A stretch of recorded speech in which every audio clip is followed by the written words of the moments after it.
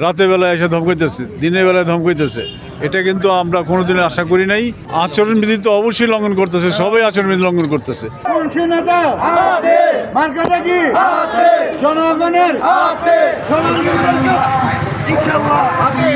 নির্বাচন যত ঘনিয়ে আসছে প্রার্থীরা কিন্তু ততই ভোটারদের ধারে ধারে যাচ্ছে, ভোট প্রার্থনা করছে।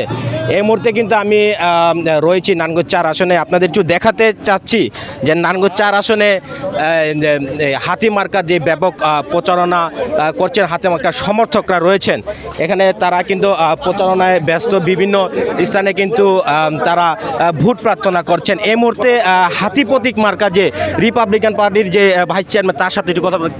কেমন সাড়া পাচ্ছেন আপনি? সারা তো অবশ্যই ভালো পাচ্ছি, আপনারা নিজে দেখতে পাচ্ছেন তো, ভালো সারা পাচ্ছি আমি। ভোট তো ঘনিয়ে আসছে, মানুষ শান্তিপূর্ণভাবে কি ভোট দিতে পারবে এবং আগামী যে 17 বছর যে ভোট দিতে পারেনি সেই আকাঙ্ক্ষাকে তারা পূরণ করতে পারবে কিনা? আশা আকাঙ্ক্ষা কিন্তু সবারই থাকতে পারে। কথা হচ্ছে যারা নাকি আমাদের লোকজনকে যেভাবে ধমকাধমকি করতেছে, রাতে বেলায় এসে ধমকাইতেছে, দিনের বেলায় ধমকাইতেছে, এটা কিন্তু আমরা কোনোদিনও আশা করি নাই। তারপরও দেখতেছি প্রশাসন কি করে, সেটা আমরা প্রশাসনকে জানাবো। কারো বিরুদ্ধে কি আচরণবিধি লঙ্ঘনের কোনো? আচরণবিধি তো অবশ্যই লঙ্ঘন করতেছে, সবাই আচরণবিধি লঙ্ঘন করতেছে।